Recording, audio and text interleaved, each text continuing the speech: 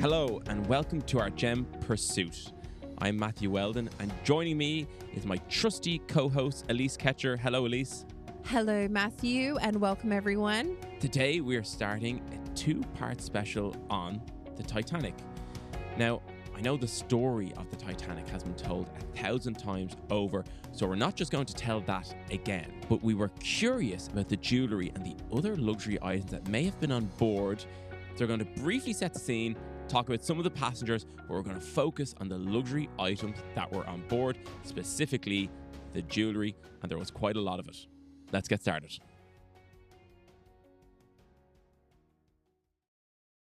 I hope we get a full rendition of that There's song by... nothing I fear. Oh, you have a voice a bit like Celine Dion. Do you know that? Moving swiftly on. Like you said in the beginning, Matthew, we were talking about the RMS Titanic today. And it's really kind of crazy to think that hundreds of years, well, 100 and a bit years later, the Titanic is still a maritime disaster that we all know very well. And most of us had no relatives that perished on this particular ship or had any family members who knew anyone that was on this ship. However, it is a massive part of our culture when we think about the ocean and ships in particular. Like, why do you think that is? Yeah, there's lots of global disasters, right? Lots and lots of them. I mean, they happen all the time, but there's some of them that really capture like the imagination of the world. And usually it links to some sort of new technological development at the time in terms of the media, which I think is one that we'll come to. The other one I could think of that was a bit like it was probably the Hindenburg. That's also, it's glamorous in the wrong way. But I suppose the Titanic was thought to be unsinkable. The passengers on board were the elite of the elite. One of the really noteworthy things about the RMS Titanic is that it was built in Belfast on our very own soil in Ireland. And there is a museum that you can actually visit here in Ireland, which is the largest Titanic museum in the world. This particular museum is where we got a lot of our research from, and it kind of also gave us a few leads as to where to go to find different insurance claims and things like that to help us know what was on board this ship. Remembering that RMS stands for something in particular. So most people think of the Titanic as a passenger ship, but actually RMS stands for Royal Mail Service. So the Titanic also was holding a lot of items that were being sent from Europe over to the Americas as well. You just have to think of the colossal size of the Titanic and the amount of storage that it had, which ultimately meant there was a lot of things on it and very, very important things. I think the people traveling on the Titanic also make it, super interesting. They were a microcosm of Edwardian society. There were 3 classes: first class, second class, and third class. And as you said, it was built in Belfast, but it also stopped in Southampton, Cherbourg and Cove in County Cork. The maiden voyage began in Southampton on April 10th in 1912. And on board was 1,308 passengers. But there was also 900 crew members, which I think is outstanding to think. Quite a ratio. Yeah, so it's nearly 1-to-1, almost 1-to-1. And I find that really fascinating, especially when we get to the part where we're looking at it actually sinking. They wanted to do a really, really quick journey. They are obsessed with how quickly they could move this Titanic mountain of metal across the Atlantic, which ultimately was a contributing factor to what happened. But to go back to the start, why did it really capture our imagination more so than other ones? I think the coverage by the media was a really important one, because this is the first time. So as the Titanic was sinking, they had Morse code. They could actually communicate to ships in the area that they were sinking as it was happening. And so what that meant was actually the next morning, almost in real time, the newspapers had heard about this. And historically, it would have taken quite some time for this information to actually permeate in society. And people were hooked on every single word that was being released in the media. It was so much so that as soon as the passengers kind of touched dry land, there was a sea of reporters there to ask about their first account of the sinking of the ship. So, yes, media coverage was definitely part and parcel of the reason behind why Titanic is remembered today. However, it was also the media before the ship actually took off. The RMS Titanic was the most opulent ship to have ever set sail on the seas at this particular time. In 1912, we're looking at a ship that has squash courts on it. It has its own Turkish baths. It has promenades. It has like incredibly luxurious quarters for the first class passengers, state-of-the-art facilities that you couldn't even imagine in real life, let alone on a ship. Gyms, swimming pools, massage rooms, your own barber, and then all of these very wealthy people that were in first class also brought with them an entourage of people. So their own governesses, their own butlers, and this was all coming on board this ship with some of the most wealthiest people of the time. However, this ship also provided for second class and for third class. Now, usually at this particular time in the Edwardian period, if you were traveling in third class, you would actually have to pack your own food for a week. RMS Titanic was so luxurious that even if you were in third class, you were being fed, which was unheard of at the time. So you can imagine people who had never actually traveled this way before, even though the quarters were what we would consider Spartan today, the fact that they were actually getting fed was a huge step up from your usual third class. And then in second class, they actually had access to a library, which again, you know, for second class passengers, it would have been a huge step up from the usual type of travel. So it was opulent. It was considered the ticket to have. First class at the time was at $4,000 to $5,000, which, depending on how you calculate it, anywhere from $80,000 to $110,000 per ticket. Which, I mean, when you think about that, like, it's a huge amount. Although, having said that, I was reading through this and I thought, actually, that's some of this is quite cheap in relative to today. For instance, if you were looking at the most high-class top hotels in the world, remember that you're going to be on this ship for a week and then also have all of your meals provided and entertainment provided for that amount of time. I kind of thought that, you know, in comparison to today, that it was quite cheap.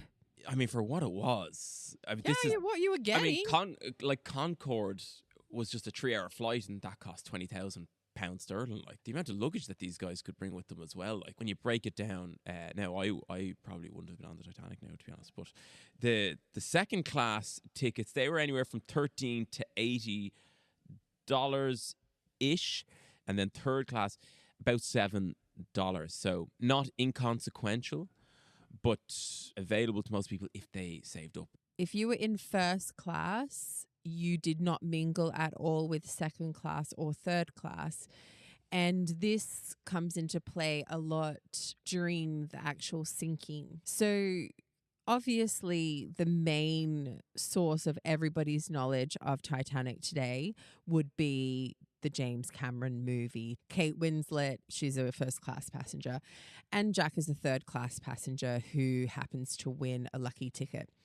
Now, these two characters are completely fictional, right? And we want to state that so that people understand. Most people know that anyway.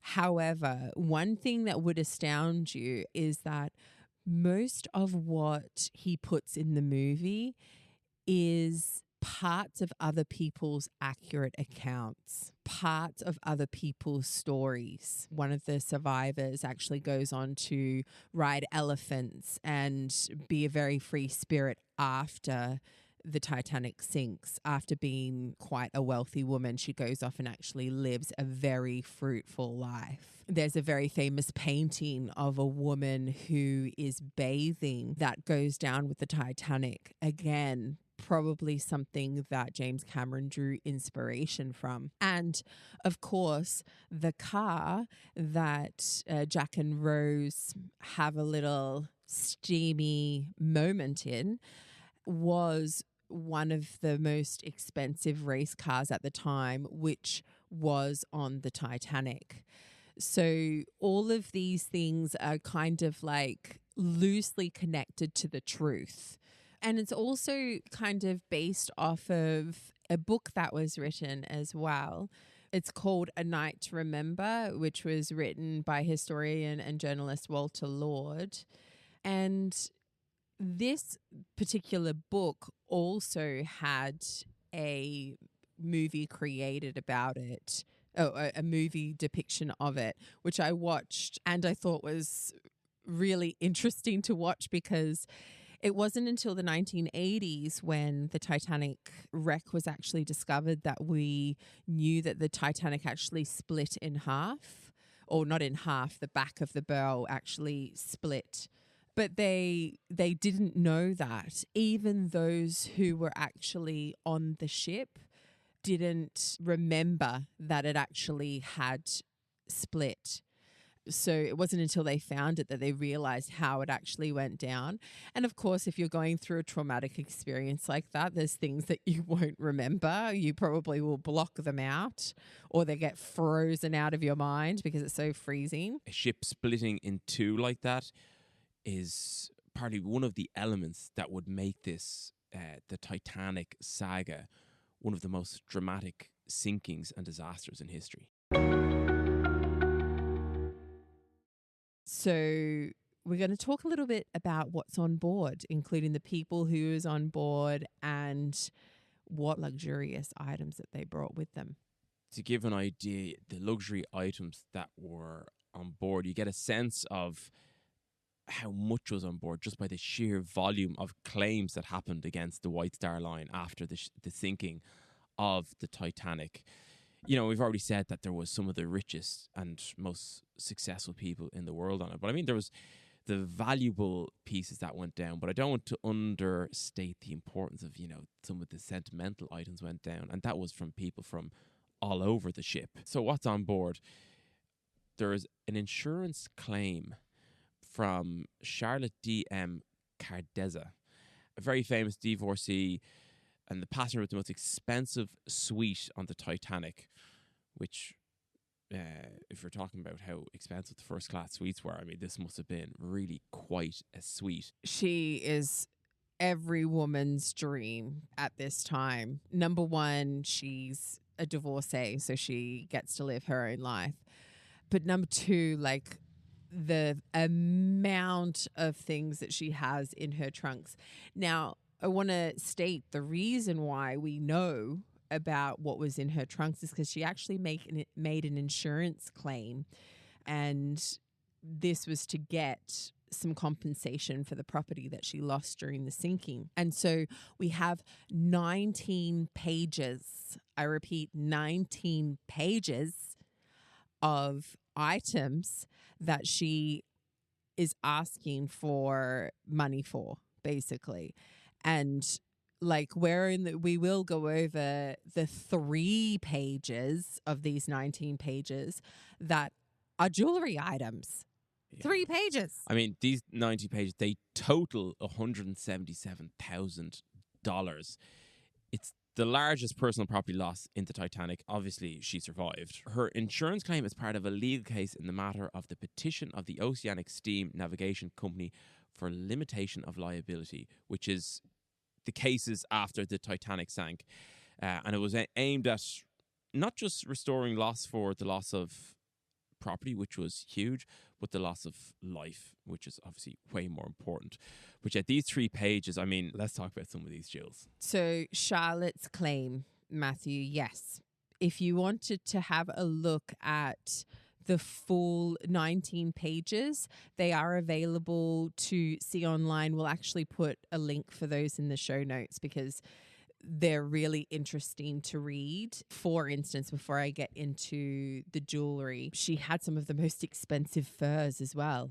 Like she had trunks of furs. She had ermine, chinchilla, silver fox. She also had mink, moleskin, squirrel, seal, and baby lamb. Yeah, I saw that comment, baby lamb. I've never heard of baby lamb furs in my life. But like she had a lace feathered fan that was encrusted with a mother of pearls. But when we come to her jewellery, I don't know if any of you have listened to our Edwardian episode on Edwardian jewellery. The Edwardian period is one of the most exciting periods in jewellery, right? It's so exciting because think of the coronation of King Edward VII. Some of the most incredible tiaras have been created by Cartier. 27, in fact, were created during that time. We have the introduction of platinum in jewellery. We have the introduction of platinum lace work that we've never seen before in jewellery. So people, specifically jewellers, are really pushing their limits when it comes to the creation of jewellery. And this is, of course, all on board the Titanic because it's the most opulent ship, which of course is going to attract the most opulent jewellery, the most opulent people. To experience this would have been incredible. Sorry, I'm still reeling from the amount of furs that she had. It was a really exciting time for, you said, for platinum, but also like gemstones. There was new mines discovered at that time. So like opals from Australia were a relatively new discovery. Gem polishing developments as well. So you get all these new types of gemstones, the way they're cut. But because of that coronation, people like to wear them in public settings as well. The most expensive item of jewellery that Charlotte lost was a $20,000 pink diamond. Now, let me tell you, we have limited experience of coloured diamonds. We've done a few, but I would shudder to think what that would be valued at today. It's 6 7/16 carats, which my maths mightn't be great for that now, but almost 6.5 carats, and it's from Tiffany and New York. So this inspired the blue diamond in the film, which, by the way, is sort of a melange of this diamond and the Hope diamond, I think. I don't know why they decided on a blue diamond or a blue sapphire for the film, and it's probably got to do with it being ocean. You know, trying to make it part of the ocean. However, I think it would have been so much better if they had have used the pink diamond, just because this particular pink diamond actually was on board the ship. And what's really interesting, pink diamonds and any kind of coloured diamonds in the Edwardian period, even up until, you know, I'd say the 1950s, were considered more of like a curiosity than like having a standard value, right? It was like, oh yeah, it's a pink diamond. That's very interesting, right? It's very interesting. But really, the kind of diamonds that people really wanted were as clear as possible, as white as possible, as dazzling as possible. So the value of it at this time is definitely not going to go into an inflation calculator today of $20,000 then and go, oh, okay, let's just inflate the $20,000 and that's how much it would cost today. No, pink diamonds today are some of the most rarest, coveted gems that you can find on the market. If you look at any auction around the world, massive auctions that happen in Hong Kong, that happen in Switzerland, New York, London, the colored diamonds, specifically pink and blue, are going to reach astronomical prices and usually break all auction records when they go up for sale. So this particular diamond, all we have, literally all we have for it is, number one, that it came from Tiffany, number two, that it was colored pink, and that it was in a pendant. And that's all we have. We don't know how clear it was. It says that it was an old mine cut, but old mine cuts can have various different shapes. It could be a pendeloque old mine cut. It could be a cushion old mine cut. It could be an oval cut. But exactly what it looked like and how pink it was, how saturated it was, we don't know. And this is what makes this particular diamond so mysterious.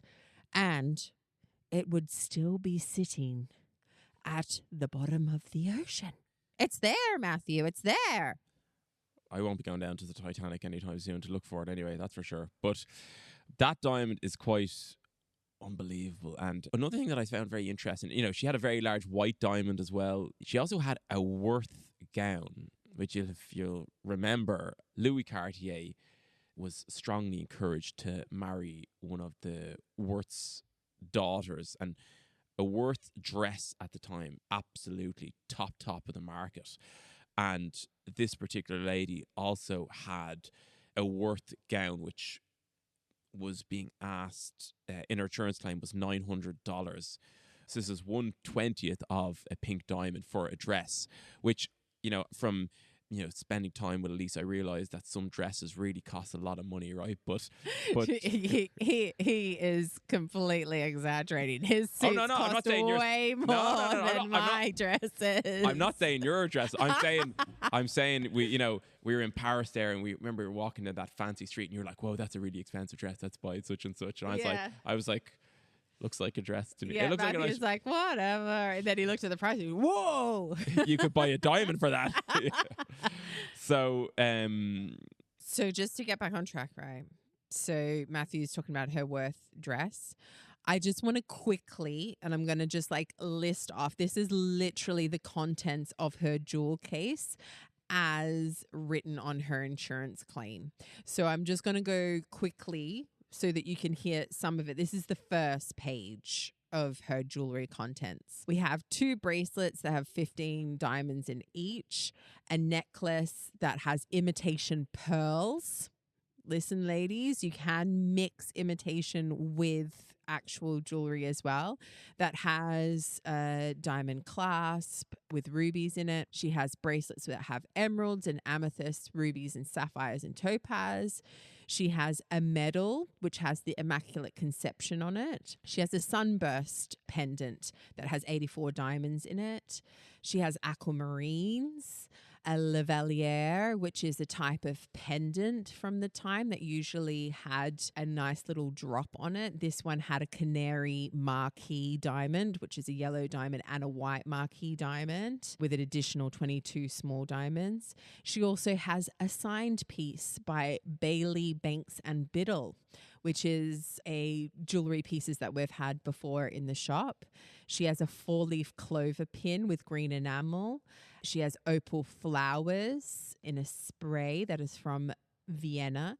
She has sapphires, rubies, emeralds, all from Tiffany London.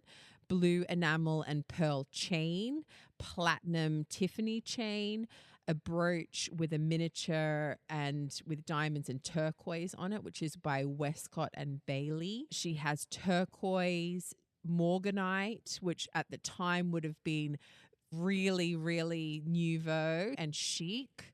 A lot of Tiffany New York pieces. She has white jade, which is also known as mutton fat jade. She has a turquoise matrix with gold, which this one is from Tiffany Paris. So many diamonds. The diamonds go on and on and on, and everything that has a jewel in it, for instance, if it has turquoise, will have diamonds in it as well. She has Bermese rubies. She has Courtville pieces, again, pieces that we have had in store before and very typical of the time. Star sapphires, Colombian emeralds, yacht club pins, glove buttoners, Egyptian enamel, which would have, of course, been from the Egyptian revival that took place because of the Suez Canal. And, of course, the pink diamond, which was from Tiffany & Co. And it goes on and on and on and on. But this particular insurance claim just gives us a slight insight into what kind of went down in the Titanic. And this is just from one passenger. So there's a lot more that went down with the ship. And we'll go on about that a little bit more with some other luxury items that went down. However, I do want to mention that with all of the things that went down with the ship, over half of the passengers also perish, mainly because there's only 20 lifeboats. And this was a real learning curve for maritime disasters, and it did actually set in motion legal requirements for ships and maritime travel after this. If it wasn't the Titanic, it was going to be another ship. And it had to happen in order for the legislation to change and for safety procedures to be put in place, the right amount of lifeboats to be put in place, the seriousness of responding to SOS calls, and also leaving open those channels for people to come and rescue those who are asking for help. And although we really wish that this didn't happen, because it happened, it put the procedures in place that saved many lives out at sea after it. Alyce, I don't know where to start with that. It's actually like reading a jewellery itinerary or inventory from a shop, the amount of pieces that she had. But she could have opened up her own shop. But interestingly, the signed pieces, the names that, we have a Bailey Banks and Biddle sapphire and diamond bracelet at the moment. We have actually a J.E. Caldwell sapphire and diamond bracelet that we're working on at the moment too. So it's so long ago, but it's also so familiar. It actually brings our pieces to life, though. A lot of the time, that's a number one question that we get asked is like, who owned this piece, or could you tell us the story of the person who owned this item? And we look at these pieces because they look so fresh, they look so new, they look so crisp.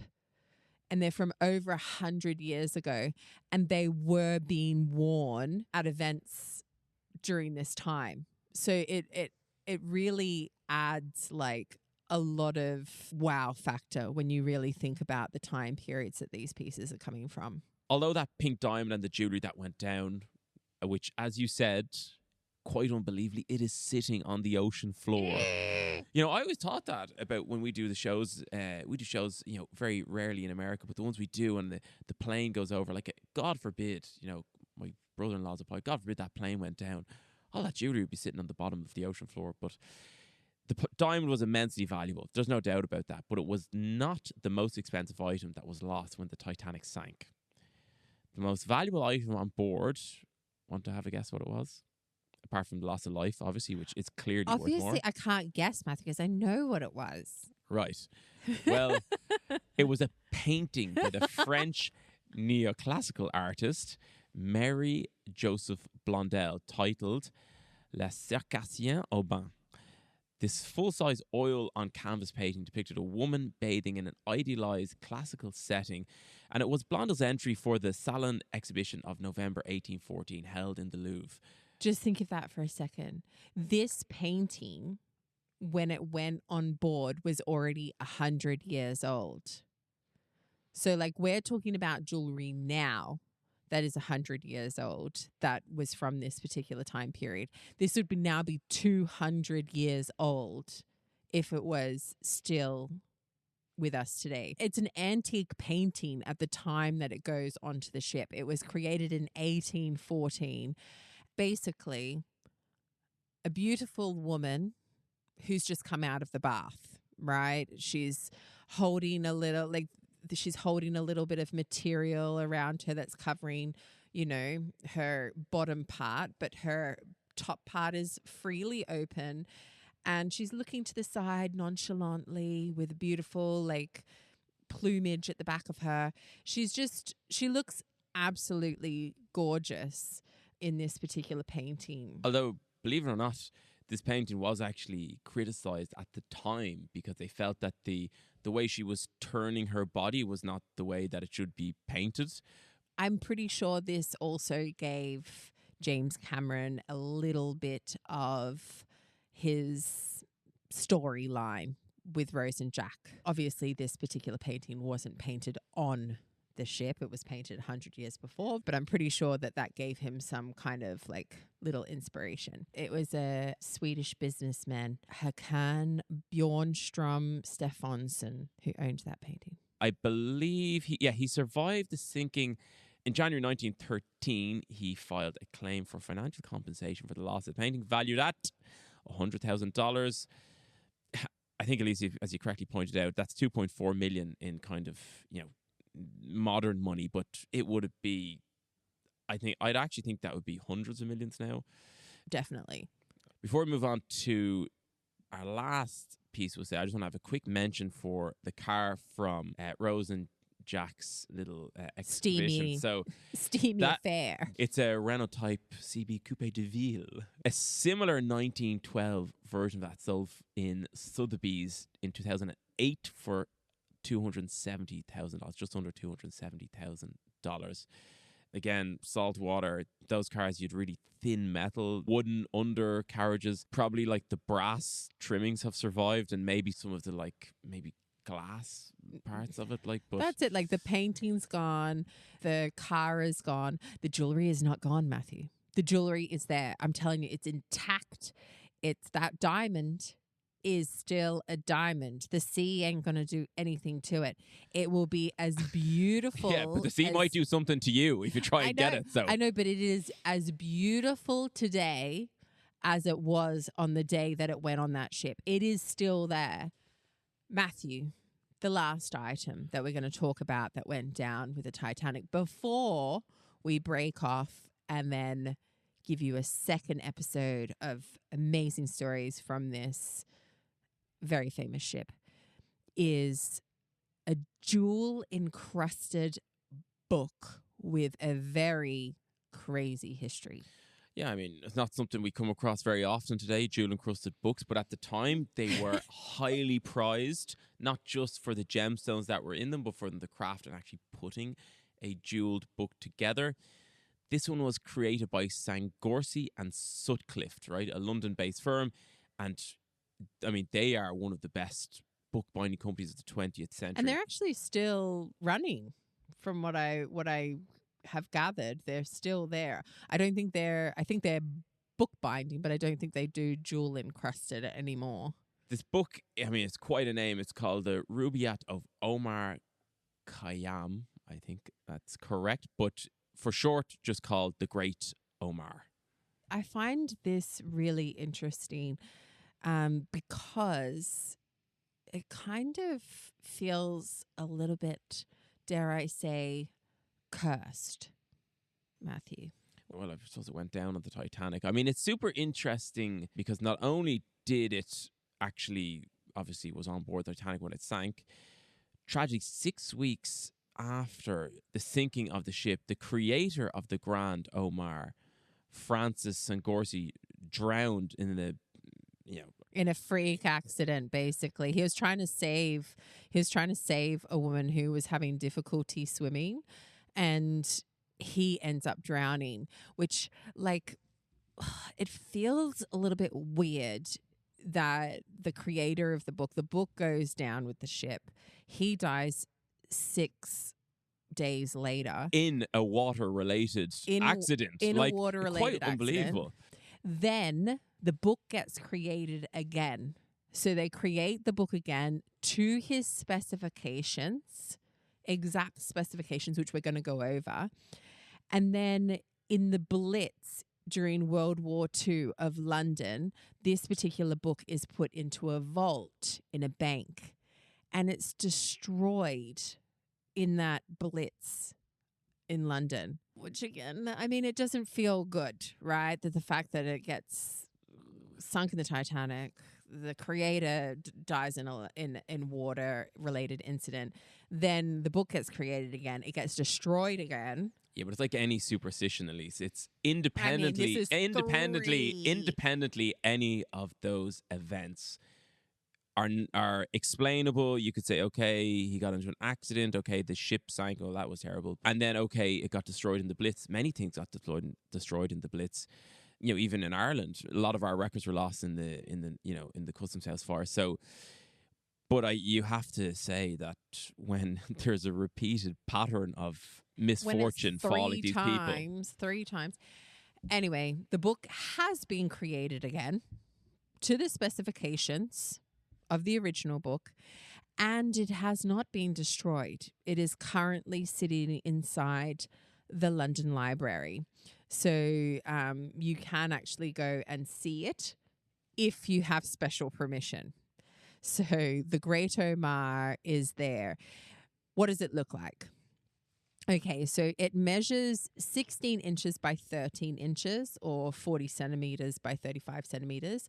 So quite a large book, because if you think a ruler is 30 centimeters, so it's quite huge. It's encrusted with over 1,000 jewels, specifically rubies. In this particular piece, I'd say is what stands out the most. And I think it's because red is always something that's really eye-catching, but it's almost the way that the rubies are cut is almost like a stained glass window, right? So they've cut them to create these kind of very elaborate pictures. One of them is the snake from the Garden of Eden that's holding an apple, and it's like sinuous and it's curling all the way around the book, and it has a ruby red apple. It also has topazes and emeralds, gold leaf, and over 5,000 pieces of leather, which help to bind all of this together. There's peacocks that are on it as well, and it has 97 topazes that are bordered with 250 amethysts. There's lots and lots of notes that have also been written about this book. So, for instance, there is also a skull that is on this book, and it has ivory teeth. And it's said that Sigorsky actually went to the London Zoo to see a snake being fed a rat so that he could depict the snake correctly, but also that he borrowed a human skull to accurately depict the skull that is on the book as well, that has ivory teeth. So, you know, there's a lot of kind of like mysteriousness around the original copy, and it was also because of the painstaking craftsmanship and the overall completion of this book that it was actually compared to the Fabergé eggs of the time because of how incredibly well put together it was, which if you've ever seen the Fabergé eggs or if you've listened to our Fabergé episodes, they were and continue to be some of the most incredible pieces of art that have been created as also jeweled items. I mean, I don't think that you could get anything more intricate and beautiful and fully realized than a Fabergé egg. So if it's going to be compared, if the Great Omar is compared to that, then wow. And before we finish on the items, there's just one more piece I'd like to mention, because I think when I think of the Titanic, I always first think of an iceberg, and then secondly think of the guys playing the music when the Titanic sank, right? But we focus on, there's some amazing jewellery there, but just quickly, I think one of the most poignant items recovered from the Titanic was the ship bandmaster's Stradivarius violin. And, you know, when I came across this story, I just thought it's quite unbelievable how they actually got it back, because he died, right, in the Titanic. So 10 days after the wreck, his body was found floating in the Atlantic and his music case was on his back. And that's how they got it back. However, the case didn't have his instrument in it, because he was probably still holding it when they found him. They found the instrument separate to him. So devastating. So devastating, especially for his fiancée, who was only able to recover his musical instrument. But also gives us a real insight into what was happening while this catastrophic event was happening, that humanity was still there and people were still trying to keep others safe and calm during that particular period, which, you know, gives us all hope. We will draw this part of our Titanic series to a close. I mean, there's so much to cover that I think we're going to have to come back to it in our next episode of Gem Pursuit. But thank you very much for today, Alyce. Thank you, everyone. Thanks for listening. And if you like this episode and you'd like to support the podcast, why not give us a 5-star rating on Spotify or leave us a review on Apple Podcasts? And if you have a burning question or you just want to say hi, our mailbox is always open, and it's experts@courtville.ie. This episode was produced by Ross Hannon of Tape Deck, with project management and research by Veronique Gogan and Fenia Seguti. Join us again in 2 weeks for the second part of our Titanic special. All the best.